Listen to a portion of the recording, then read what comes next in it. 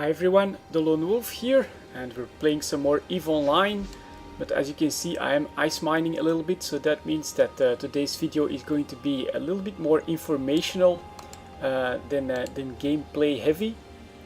In the meantime, a very interesting fleet over here that is mining some ice. Let's have a quick look if I can find one of the ships in the middle of that. Shouldn't there be like an Orca there somewhere?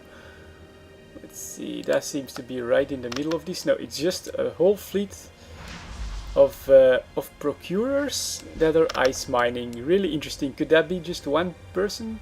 Titans Guild miner. Yeah, there you go. That's going to be one multi-boxer that is doing some real business right here. Oh, and he's also got a Providence there to hold all the ice. Pretty cool. But yeah, we're here for some EVE Online information. And first of all, maybe a few tips for you to keep an eye out for. We have a mass test going on later tonight for Odyssey 1.1, mainly to test server stability and performance. So I think that's actually pretty good news, because it's a sign that patch 1.1 is in the final stages, and that we could see it be deployed decently soon on TQ. Which is good news, I think, and something you might want to prepare for a little bit. Next up, Gamescom should start pretty soon, and CCP should be there. I've read that on the forums that we might, it's speculation by the players of course, but we might just get the first tidbits of information on the winter expansion. That would of course be something that's pretty interesting for anyone that just plays EVE Online. But also if they drop any bombshells, you know, look out for the Plex market. I would say it's just an extra tip, something to keep an eye on. What does CCP unveil at Gamescom? If you can be there to be amongst the first to hear about it, you might just snag up an opportunity thanks to that. Next up, what I really wanted to talk about is actually cover the command ship changes. And the warfare link changes and the local armor and shield rep changes. I don't think that I've made a video on that just yet, and these are also the last ones that were announced after the hacks and the industrial ships. So I will go over this relatively quickly, because I've already read through the posts, and it's actually not so much that you have to go in detail, but you have to just take a look at the design philosophy behind the changes, I think. So we posted the general plan for the command ships in a dev blog late last year, and most of what was said there still stands. The goal remains to make each command ship an entertaining and engaging ship to fly by giving them all bonuses to gang links and all bonuses for combat. Their specialization is derived from the gang link bonuses, with a strong sub-team of durability as benefits a ship class that lends itself to FCing, and that is very valuable target. All the command ships have 2 unbonused high slots that can be used for 2 gang links, or as general utility high slots. The tension between the 2 free high slots and the 3 simultaneous link rolls bonuses is intentional. So basically they have 2 slots where they can put in a link, but they can choose between 3 of them, but they can't fit 3 of them. So you know, it's intentional to give people options and make trade-offs. Let's see. There's one command ship that covers each of the lead weapon systems for the race, with Amar getting a missile boat with a drone sub-team instead of a dedicated drone boat because of Canid, so their Canid design. So that's not really going to lend itself so well to just a pure drone boat. All of the command ships are also getting the full strength Tech 2 resists that were formerly only on the fleet commands. This means more resist for the old field commands.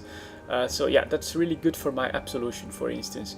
One significant change from the proposal last year is the link bonuses on the Amar and Galente ships, which we've swapped thanks to player feedback. Amar gets armor and info, Galente gets armor and skirmish, which fits them much better, and that does make sense indeed to give Galente ships the skirmish bonuses.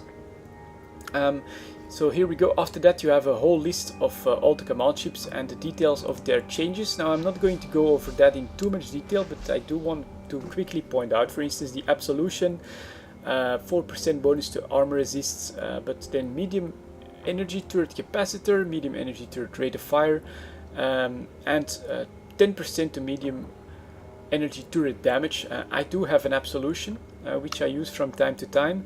The other one is the increased resistance. There you go, you get especially here the armor resistances to kinetic and explosive plus 10% on both of those practically. So this is what they talked about. Basically the Damnation had more resistance because it's considered to be the fleet ship amongst the command ships for the MR, but now the Absolution gets that as well, so that does mean that my Absolution gets a buff in resistance as well. I might have to change the fitting a little bit because of that. Just something I think you have to keep in mind, and this is going to be the same for all the other ones as well. You can see right here the Nighthawk, which is of course a shield one, also gets plus 10 and plus 7.5 for thermal and kinetic shield resistances, and a little bit extra as well in armor, just to bring them in line with all the other command ships. So the Nighthawk, obviously heavy assault missiles, that's where all their bonuses lie, and they can fit 3 Warlink modules. That's basically that trade-off that they were talking about. They only get 2 utility high slots, but they can fit 3 Warlinks, so you have to choose a little bit, you know, do you want to get that 3rd link in there, or do you want to get full weapons? That just depends on what you want to do. The Vulture here, you can see this was this one change in the resistances that just stays the same. This one is medium hybrid turret, so optimal range, what the hell, twice? I think that's one mistake here in the post. And also turret damage. Next up, the Astarte for the Galente medium hybrid turrets. And let me have a quick look. Is this one the one that gets, yeah, this one gets once again 8.13 in thermal and kinetic extra resistances there. The EOS, of course, that one is the one that's probably the most interesting, in the sense that this becomes a pure drone boat. So 10% to drone damage and hit points, which was 5% medium hybrid turrets. 7.5% heavy drone tracking and micro drive velocity was a drone bay bonus. I'm actually a little bit sad to see that go. 7.5% to medium hybrid tracking, and then again here you can see 3% bonus to strength and armor warfare, and 7.5% bonus armor repair effectiveness. So yeah, the more important one right here is this drone bandwidth 125 plus 50. Drone bay 250 plus 100. So obviously this becomes the first battle cruiser that can field 5 heavy drones, but it doesn't have as much room as I think as the Ishtar, because with 250 you could take two sets of heavy drones, but then you're out of your medium drones and your small drones. So if I would take this, I would probably grab 5 Gardays, then 5 Hobgoblins, 5 Hammerheads, and then maybe some small utility drones, something like that. But yeah, this is why the EOS has increased in price the most, because it becomes the first battle cruiser to have 125 bandwidth for drones. So 5 heavy drones are possible on that ship. Then the Sleipnir, which has 10% bonus to projectile turret damage and then to shield boost amount. And then the Claymore, heavy missiles and heavy assault missiles. And once again here we can see normally that the Sleipnir gets increase in resistances. So yeah, that's basically the general team, you know. They get the ability to field 3 links, but only 2 utility high slots, so they have to choose a little bit over there. Of course, these 2 utility high slots are really good, I think, for exploration and for wormholes, which is why I think the EOS is so interesting, as it becomes very versatile, being able to field heavy, medium and small drones. It gets very good resistance, and to put in the cloak and the probe launcher, well, it's get those 2 utility high slots for that. So you still have I think 4 turrets on that, plus heavy drones with really good resistances. I would really like, I think, to see an EOS for wormhole soloing C1, C2, C3. I think it could handle that very well. So yeah, that's it for the command ships. I think, you know, the general philosophy in that is that they all get the same resistances, meaning a buff for 4 of them. Yeah, and then basically they have to choose a little bit with the links from now on. But they're definitely very powerful ships, and I do think they're a nice alternative for exploration as well. Of course, this also means that the warfare links and mid links are going to change as well. Now this post, if you want to go in detail, you'll have a lot of reading to do. Let me quickly scroll across that. All of them have some changes to it. The biggest ones that I've gotten from the post and the initial comments here is number one, you won't be able to use the links anymore from inside the boss shield. So the goal for CCP in the end is to force command ships to be on the field as well, but there are still some technical problems to make that happen, and so they're working on that, but they can't do it just yet. So you'll still be able to boost a whole fleet from anywhere in the system, including a safe spot, just not from inside a boss shield anymore. So that's of course one major change, although you can already see a very easy tactic is just to boost from right outside of the shield, and if anything happens, just pop right in there and you'll be safe as well. But yeah, the philosophy, at some point they want to have the command ships on field as well, and not just somewhere in a safe spot or inside a boss field. And that's already going to be taken out now, although of course nothing can stop you from sitting just 1 meter outside of it. And the other one, I think, is that they are going to nerf significantly the amount you can do with defensive links, so for shields and for armor, siege and armored. It says over here, so the former maximum bonus was 35%, and this is now going to be limited to 25.9%. So all the rest, ECM, tracking, disruption, that stays in the same ballpark, 35, 34.5, 21, 21.5, etc. That's all pretty much the same, but the defensive one gets a 10% nerf to how much you can boost your fleet at maximum.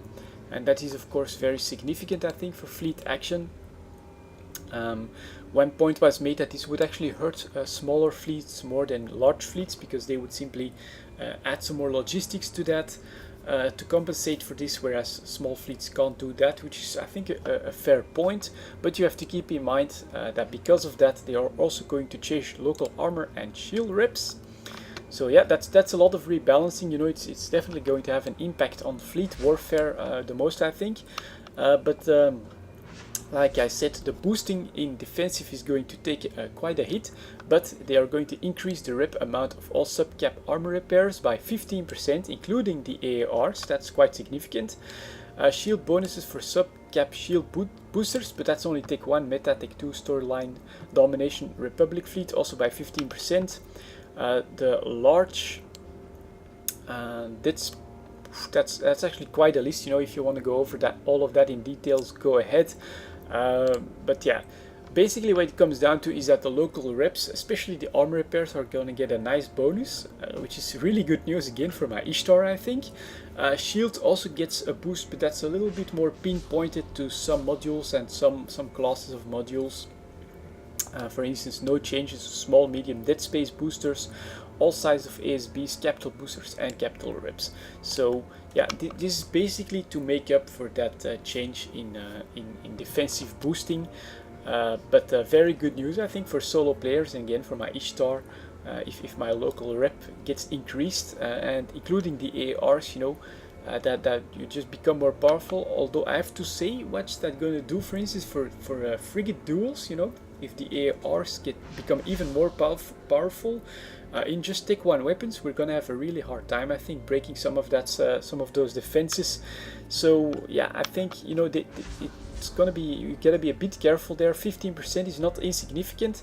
It's a serious boost to what a single ship can do, and for duels, I don't know. We'll have to wait and see. But yeah, there you go, guys. That's basically the rebalancing that came around the rebalancing of the command ships, where CCP is working very hard on that. And like I said, patch 1.1 should see a mass test later tonight, which means that we might see deployment pretty soon.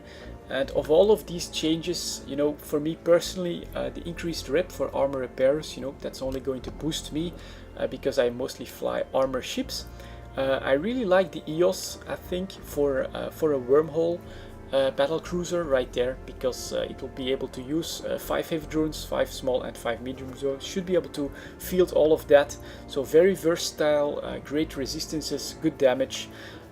Yeah, I really think the EOS could be a very worthwhile exploration ship as well. And yeah, I'm not that familiar with the 4 warfare links to all of those changes, but basically, you know what I think you have to remember of that: a big hit to the defensive links. And if you are actually in fleet action, don't put your command ship inside the boss shield anymore, because that's not gonna work anymore. But yeah, there you go, guys. In the meantime, I've mined some ice as well. Yeah, that's it for this quick video, guys. A quick update on all of the rebalancing that I had not covered yet, I think. And that's it for this video. I'll see you all next time.